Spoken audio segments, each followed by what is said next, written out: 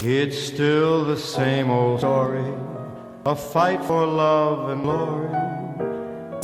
Story, a fight for love and glory. Story, a fight for love and glory. So I'm here at the Milltown Bonfire in South Belfast. Bumped into a couple of guys. They're all 18, 19, just left school, going to uni, rugby players, football players. They didn't build it, they're not from the area, but they're coming here for the event. And tell me why this is important to you. Well, the fact of the matter is, it's our culture, and you know the way it goes. It's just for ourselves to be in a cultural event with the rest of our peers, to be honest with you.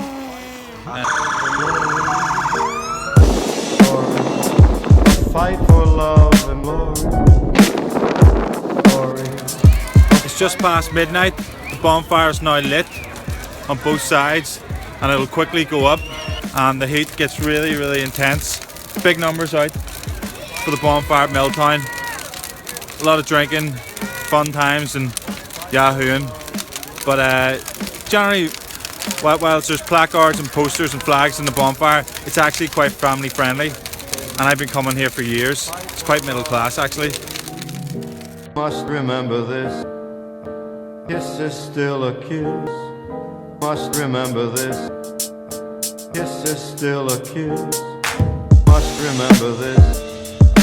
Kiss is still a kiss. Stephen, have a great 12th. Give me a wave. Kiss is still a kiss. Must remember this. Kiss is still a kiss. Hi guys. So I'm at Carlisle Circus in Belfast. This is where the parade will start today at around 10 o'clock. The bandsmen will start congregating in the next few minutes, some worse for wear. There's pretty heavy security presence overhead and police at the main roads. So today I'll leave Carlisle Circus with the bandsmen marchers at around 10 o'clock. I'll then walk the full route and I'll be your window into the 12th of July in Belfast today. Must remember this. Kiss is still a kiss. Must remember this. Kiss is still a kiss. Must remember this. Kiss is still a kiss. Right, I'm with Ken here of Sons of Ulster Old Boys. Just want to ask, is it hard work marching the whole way up and the whole way back? Oh, it is indeed. I tell you, mate, but do it because it's our culture. And will you be sore tomorrow? Oh yes, oh definitely.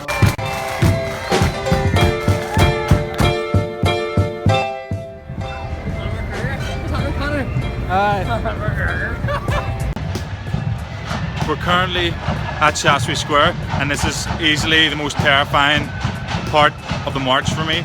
It gets really, really narrow and compact. You're literally shimmying through people, and you're just looking around because it gets a bit raucous. And this is the point I also need to make, that I'm from the Protestant Unionist community.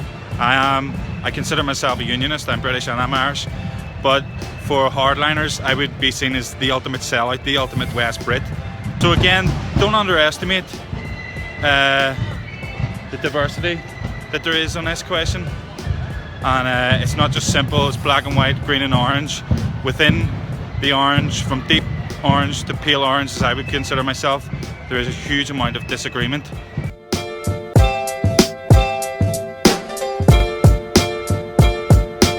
Okay, so I'm at Queen's University in the heart of South Belfast. It has a large student population and a young urban professional demographic, yet it's just a wasteland, desolate. And that is what you will find during the 12th.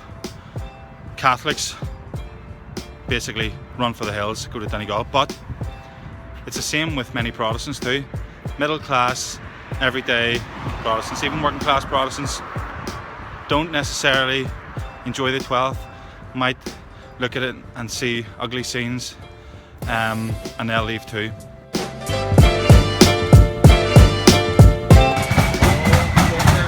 Are you able to hear a camera? Oh aye. Have you been coming here long? Oh aye, every year. Absolutely love it. Absolutely love it, like. Yeah. It's so good, like. Yeah. It's just amazing. Just look at it. Look at the colours of it. It's sweet, like. But you look like you being like Shoreditch or something. Yeah, but I'm a hipster orangeman right now, so you're hip. Right. Okay.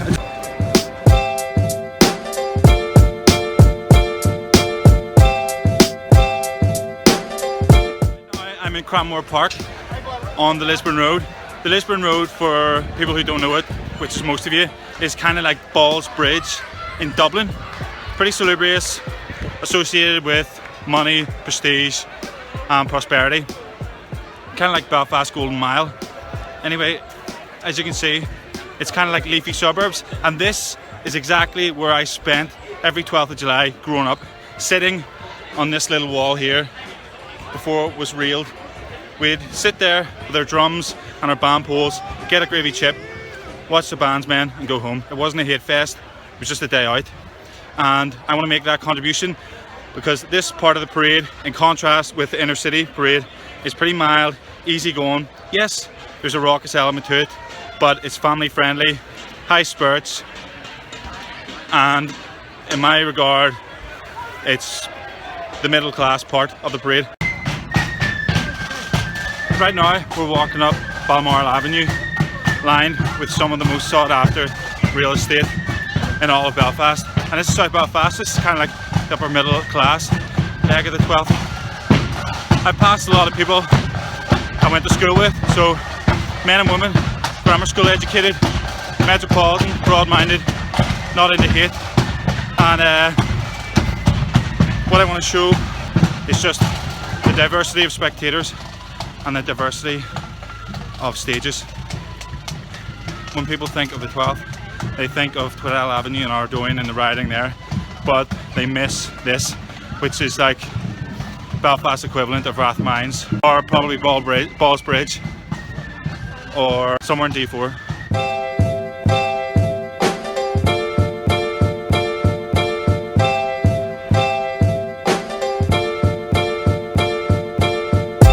We've now arrived at the field at Barnard's Park. Venerable South Belfast, and what happens here is the Grand Masters go off, have lunch, and all the band's men grab a burger, chips, beer up, spectators mill around. The Grand Masters then come out after having their lunch and deliver a sermon and a few speeches, and then everyone regroups, gets back into line and starts off on the second leg.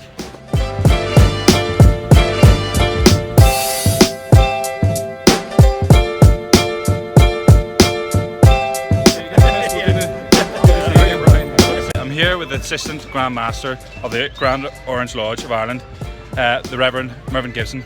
I just want to ask Mervyn, what can the South, what can the audience today, the Irish at home and abroad, do to better understand the Orange and improve relations?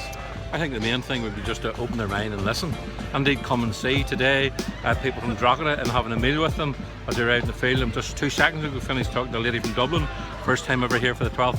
She said, I really enjoyed the bands, really enjoyed the spectacle of it all, and certainly will be back again. So I think if people open up their own minds and hearts, as we have to do to other people's culture, and come and experience it. So I'm here with Ken and Thomas, 2 Orange men from England, the first I've ever met, and I just want to ask very quickly, how is the health of Orangeism in England right now, Ken? Well, it's not too bad. In Liverpool, it's bobbing along, but in other districts, I would say it's growing in numbers. Especially Thomas, how is the state of Orangeism among the youth in England? Well, generally all over the place, it's grown, so I hope it continues. Dave, this is an issue. You have the sharp contrast of the rowdy with the impeccably dignified. So now leaving the field for the second leg back into Belfast.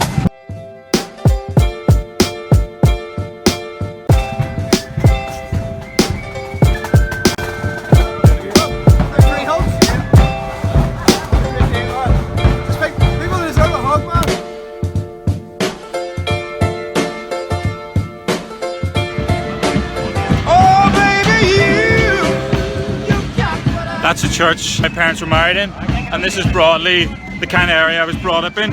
Balmoral Avenue. I grew up in South Belfast in Stranmillis, and we've left the field. We've walked a couple hundred metres, well on our way into town. Big, healthy crowds, good atmosphere, family friendly, drinking but not too much, and everyone's buoyed by the high spirits. Nobody's really tired. So just thought I would sign in again. We're now moving down the Lisburn Road, and then we'll make our approach to Shaftesbury Square where it gets really rowdy, and then into Belfast city centre.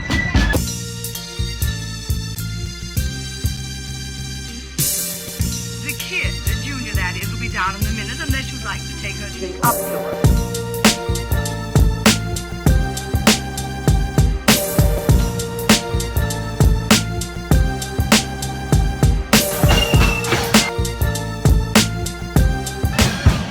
When I was a wee kid, I used to always sit in this wall every 12th of July. And now he's down here getting drunk and wiped out. What the fucking Jeffrey Bang? What's this?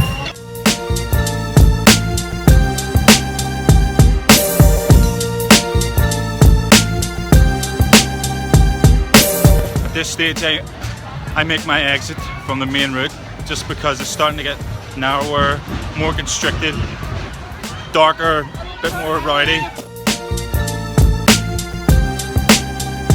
Isn't there a beautiful light in the city? The tensions are definitely rising.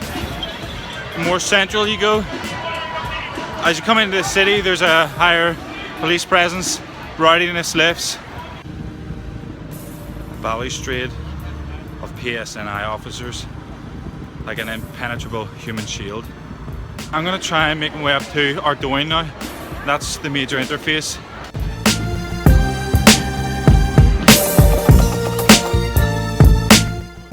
More marching, and it's like 7 o'clock. The guys walking up the Shankill, heading towards the Ardoyne-Tweddell interface, where they will meet with the blockade because the Parades Commission is determined that there should be a restriction. Just walked up the Shankill, wee bit terrifying, but I made it. So did a few guys. So we're at the Ardoyne-Tweddell parade restriction, and this is where all the tension's been. So right here, there's nationalist residents who live at Ardoyne, and right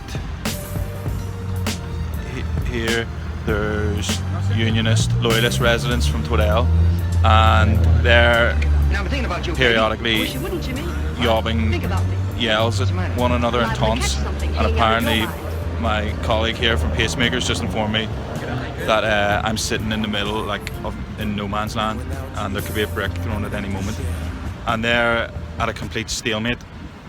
I don't know, I guess they hate each other.